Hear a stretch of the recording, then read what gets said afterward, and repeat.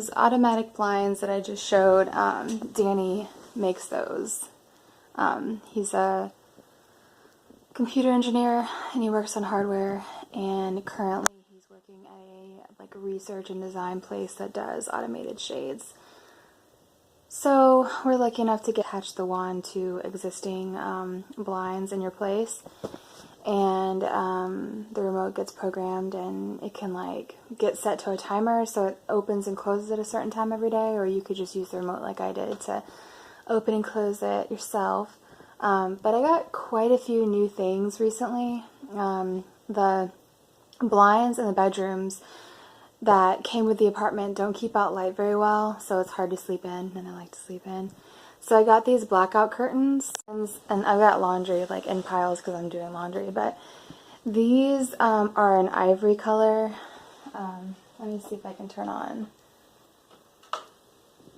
Yeah, these are an ivory color, and they are, you probably won't be able to tell, but they're like a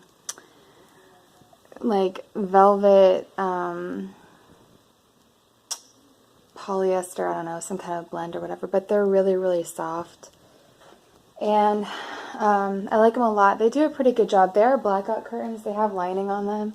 They do a pretty good job of keeping out light so I can sleep in. Light comes in on the sides a little bit, but for the most part it makes it extremely tolerable to sleep in. And I got other ones for the guest room. They're the same material, but they're an off-white color. And so far we like them a lot. New Year's this weekend as well. I got them both off Amazon. Oh, and the curtains, I don't think I said, but the curtains I think I got off Joss & Main, the website.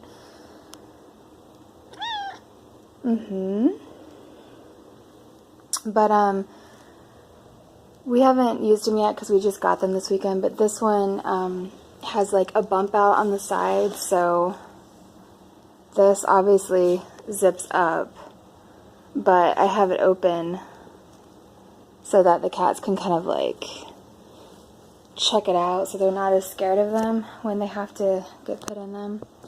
I just recently had a vet come out to the house and microchip the cats and give them their rabies vaccinations, but we want to start taking them in about once a year to get their blood work and everything done. But this one just has I think it might have zipper on either end, and then this one has it on the side, this side, and on top. We'll probably use it on top, the zipper on top to open up to let them in, because if you do this side one it kind of collapses, which kind of sucks, but I don't know, I think overall it's pretty nice. That one's like a Sherpa, and this one, I don't remember what it's called, but how I found these was I just searched on Amazon cat carriers, and 4 stars and up, and for large cats or 20 pounds up, and you could probably find them. But that's pretty much all that I've bought, and pretty much all that I plan on buying, because Danny and I have plans to move to Seattle. He actually just texted me today while we were both at work and said that a company that he applied for had emailed him some kind of pre-screening deal before a phone interview. I think it's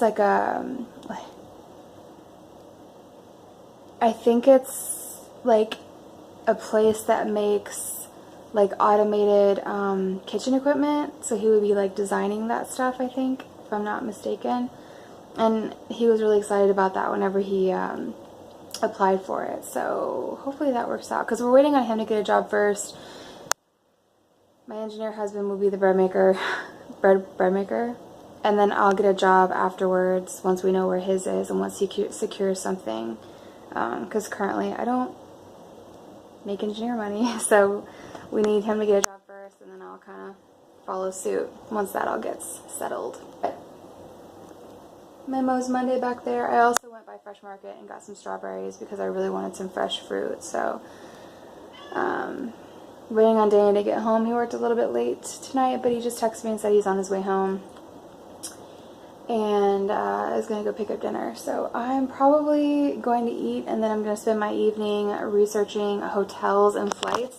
I should have done this already because next month we are going to Portland for a Natalie Merchant concert, and I've not booked anything, so I need to do that. I really just need to make that my mission to get it done tonight, so I don't have to worry about it. I just recorded this part for my new rug, but I deleted it, so here we go again.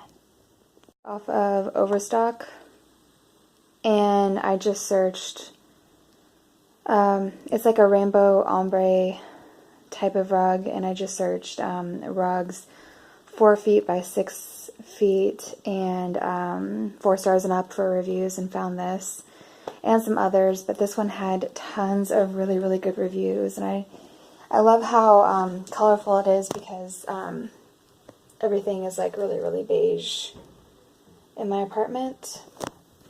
So it's really cute. And it's a shag material, but it's really flattened right now because I just got it in the mail. It was all rolled up. But I love how it just like fades. One color just fades into the next.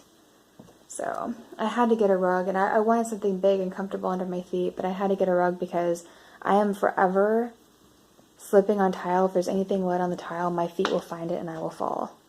Thing. I'm wondering if other people are going through or have gone through a similar struggle to me. The beginning of this year went off the birth control pill, which I've been on for 8 years. And Danny and I are planning on trying to have a kid. And one of the reasons long ago I got on the pill was, aside from preventing unwanted pregnancy, I had really painful cystic acne. And I responded really well to the pill, and my skin cleared up right away, pretty much, and I really would rarely get a breakout. And so I went off the pill like mid-January, but then last month in May, my skin started freaking out, becoming really oily, getting like little breakouts, and then now I'm starting to get, like, I never ever get breakouts on my forehead. That one doesn't really feel, I mean, it like looks worse than it feels. Like that's not like a cystic acne. But you can see one on my chin. That one hurts like a motherfucker. And then this one right here was big, but it popped. I had not worn foundation or powder on my face since February because I'd just been lazy and my skin was good, and so I didn't really have anything to cover up. Well, I'm wearing makeup today. I can't lie, like, I kind of fell into a little bit of a depression because I just got used to and took for granted having, you know, clear skin. And when your face is fucked up, you just, like, it's funny, Sunday I slept for 12 hours, and I told Danny it's because this fucker right here is, like, taking my life force. With the cystic acne, anybody that's ever had it can attest to this, but you just feel like somebody has punched you in the face repeatedly. So I'm just at my regular spot. I come here like once a week. The lady who usually will cash me out, I think she might be one of the owners. She's a really, really nice lady. For whatever reason, I think she really likes me. And she always like really tries to make conversation with me every time I come through. I think she probably just really appreciates, you know, like return customers, like her regulars. And like, I don't, in my to-go container, I don't just like fill up, you know, like overfill like my food and stuff. Like I get like a reasonable portion of food. So I think I'm like a good customer to her. And so like I think one of the last times I was here, she was like, did you dye your hair? And I was like, yeah. She's like, you like black? And I was like, because I dyed my hair black. She's like, do you like black? And I was like, yeah. And she was just kind of like, I was like, she'll ask me, like, where I work and stuff. And, like, another time before all this, she's like, well, where do you work? And I'm like, oh, I work at a title company. And she started asking me questions, and I'm like, whoa, like, I'm the wrong person to be asking. I'm a title clerk. I don't know what you're saying. Was, like, asking me how much things cost and everything. And I'm like, well, I think you're, like, I work for a title examining company. We examine the titles. We don't do the closings, you know, and all that stuff. So, but this time, I was checking out, and she was like, to be honest, I don't know really what the hell she was saying, at first, but from what I get, because she has a really thick, like, Asian accent. I don't know where she's from. I think it's like a Chinese buffet, but I'm not sure. So she has a really, really heavy accent, so it's kind of hard to understand what she was saying, and I tried really hard to, like, listen and, like, figure out what she was saying. From what I gathered, she was just talking about, like, x-rays and, like, how expensive they are and how, like, they cost $1 in her country, and then something about airplanes and, like, parking is far away. I don't know, but I was just like, yeah, man, yeah, like, x-rays are expensive. She's super nice though, but it's just funny because, like, I'm ultra antisocial, but I will try to be accommodating and, like, nice to people when they want to talk to me. I will be just as happy if I, like, didn't speak to or see another soul. Also, I don't know if I need to take a break from true crime podcasts or if they're going to save my life one day. I'm kind of a paranoid person by nature. I feel like I need to go out of my way, do every single thing that I can. And just as an involuntary, like, every time someone walks past my car, I go to, like, lock my door, even though I've already locked it, like, 5 times. I've been really into this podcast called The Sword and Scale. It's really, really good. I'm listening to it on I think it's called Castbox. There's a podcast app that I can get a lot more podcasts from than trying to search them on Google Play or Spotify, which I'd used before. I was just holding the phone with my right hand and my fingers were straight and they fucking, like, cramped into place and I had to, like, it hurt to bend them. One of the episodes from Sword and Scale today in particular was about this case that I had heard of when it happened. I think it was in 2013. And it was this teacher that was going into a bathroom and a student followed her in. And he, like, killed her with a box cutter, raped her, took her out to the woods, mutilated her. Sorry if that was too graphic. I said I heard about it right after it happened. And so a lot of the things in this episode, like, obviously he hadn't gone to trial yet. I mean, it all just happened. So I was kind of, like, hearing some things that I didn't know about. But like, public bathrooms freak me out in general. I had a really weird experience one time. I'll do a video. I want to do a video on it. I'm trying to come up with new video ideas. I've had a lot of awkward bathroom experiences. This one in particular, though, years ago this happened, and, like, nothing, I've never had anything like it happen since. And I'll give a little bit of detail just because I hate it when people bring something up and they're like, oh, I can't talk about it, or I'll tell you about it later. Basically, I was in like a big, one of the handicap stalls, and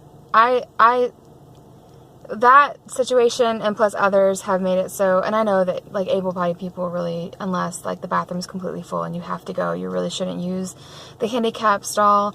But I used to do it because I liked having, like, the space and, like, use the sink and have a mirror to myself. But anyway, so I was using a handicap, and I was in there by myself, and this woman was in there, and she kept asking me, like, if I needed help, and, like, was, like, she was not in a stall. She was standing by she was just standing by a sink and listening to me in the stall. And, like, I had to go. I was like doing my business and I was taking a little longer, but like she wasn't in a wheelchair. She wasn't waiting for the stall.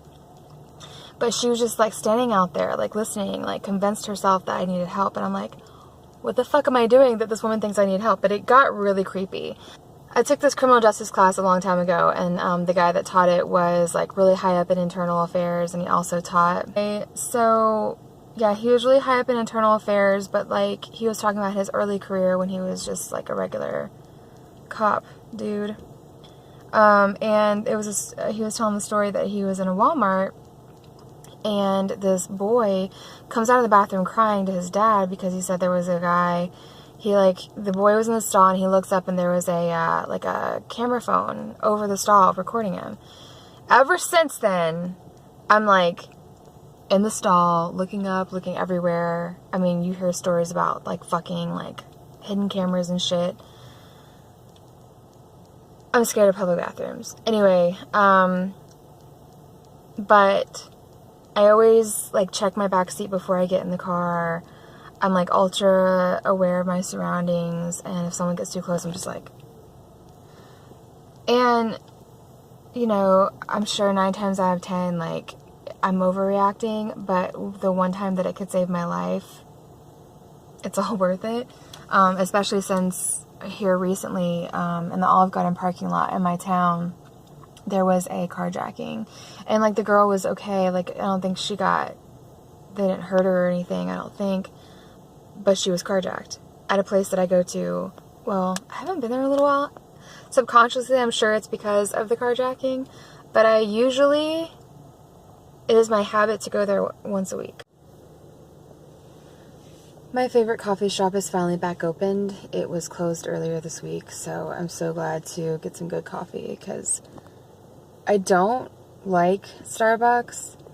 And given the fact that it's been in the news recently about being tested and found to be contaminated with alarming levels of human feces, like any level of human feces is alarming to me. This is going to be like stuck in my head the same way that reports years ago about the pink slime in McDonald's burgers kind of sticks in my head.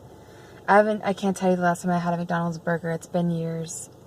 A lot of years. I've obviously talked about the fact that I listen to true crime podcasts a lot. Well, now, like, I don't know. I mean, maybe I've always been kind of semi-observant of people. Like, it's weird. Like, when I'm out, like, walking around, like, if I'm, like, in a room full of people, I won't look at anybody. But, like, when I'm driving, I do notice people. Because I'm, like, removed and, like, I can't have an interaction with them. So it's, like, I observe a little bit more.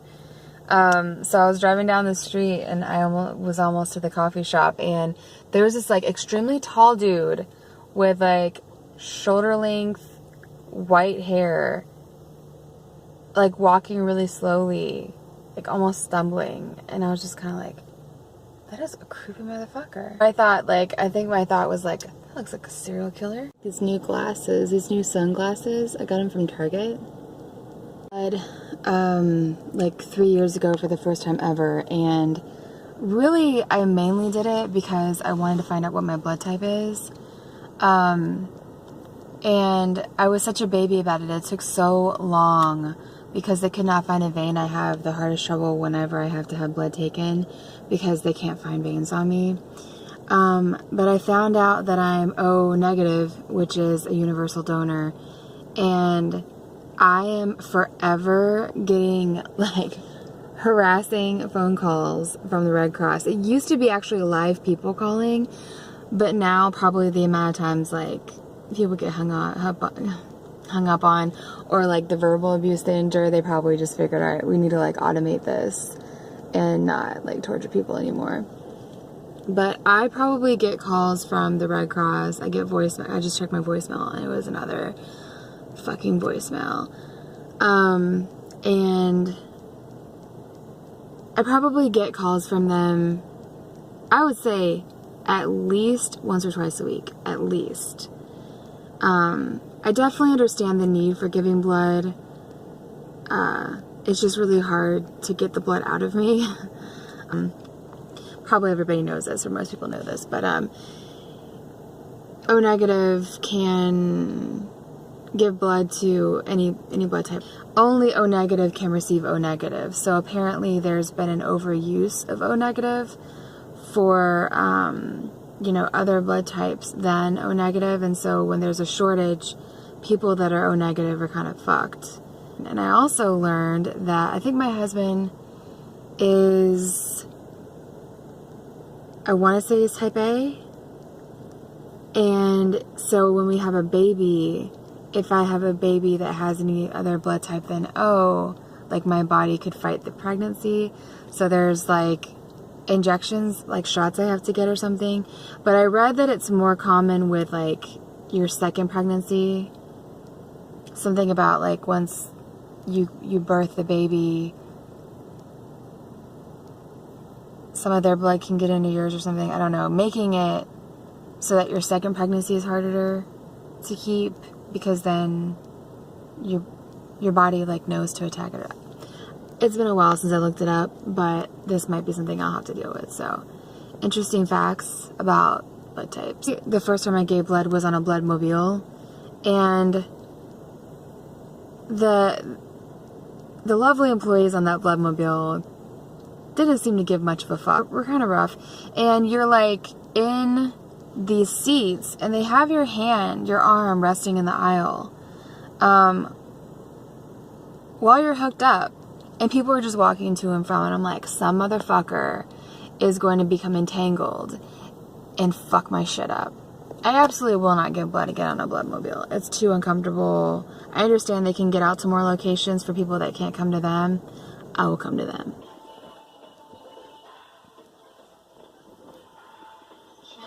Let's go home. No, honey, I want to. Come on. No? Really? How about this? Good.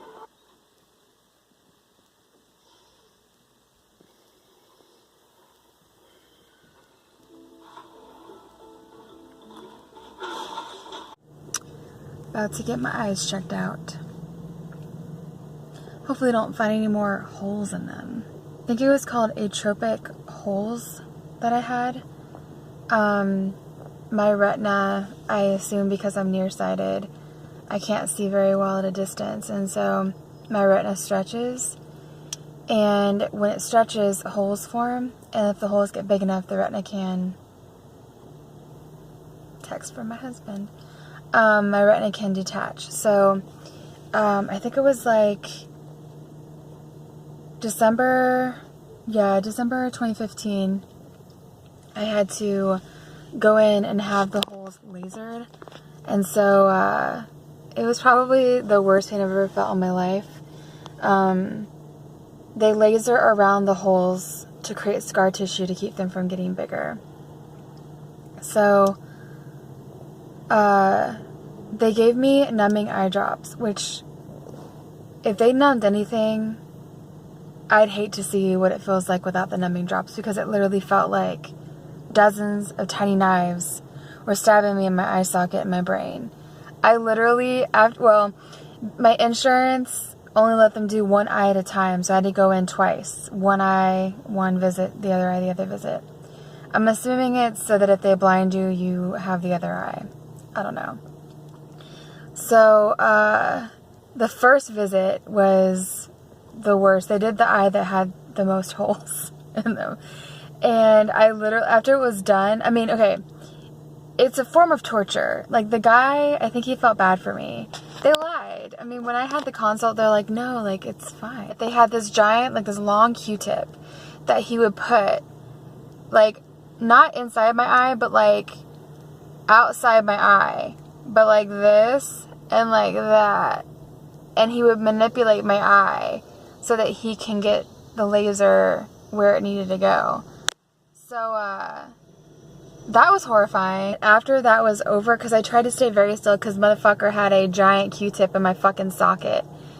And I didn't want my shit to get gouged, and I didn't want to get blinded by the laser. So I'm just like, trying not to move, but all the while it's like so painful. And after it's over, I had had a rough holiday season. I was losing my job. I had gotten into a car wreck. I had an impacted wisdom tooth at 29 years old that had to be taken out. I think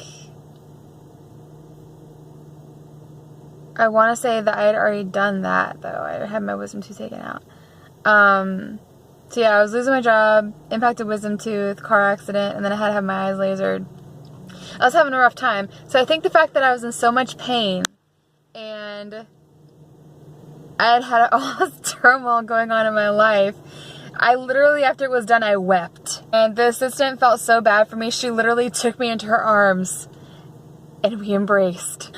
Anyways, I'm hoping that at this visit they don't tell me. I know that I had more, but the eye doctor told me that they were so small that they didn't have to do anything at that time. So I'm hoping they haven't gotten bigger because, oh my god, I don't want to do this again. I need to get more contacts. I'm going to get my clear ones. I'm just wearing clear ones. This is my eye color. But I want to get color contacts too. I got green ones the last time that I got them. This time I think I want to get blue. They have like a bright blue and then like a deeper blue. So I'm going to try them on and see which ones I want to get. My shit is all dilated. Oh my god. So I don't have any new holes. Same amount of holes, still lasered, still fine. I got clear contacts and then I also got brilliant blue contacts. I'm kind of excited about that. I have to get the ones that are like the gemstone or the vivid ones because my eye color is so dark that you can't see the subtle ones on me. I was there for like friggin' 2 hours. I hate people fucking with my eyes. I've never been to a Walmart neighborhood market, and this one was on my way home. So I think I'm gonna try and see what they've got there. I need to get some marinara sauce because my husband ate half of my marinara sauce that I got from Mellow Mushroom, and I'm having leftover Mellow Mushroom pizza, and I like to dip. So I'm on the hunt for marinara sauce, and then my family is coming this weekend. My mom, my sister, and my niece. So I need to get some snacks for them and be the good host. So I need to see kind of what they have. I'm under the impression that Walmart Neighborhood Market is kind of like a Publix. Like how we have in Florida, how we have Publix. So I guess it's just like just groceries and not like the Walmart superstore. So I'm gonna try it out.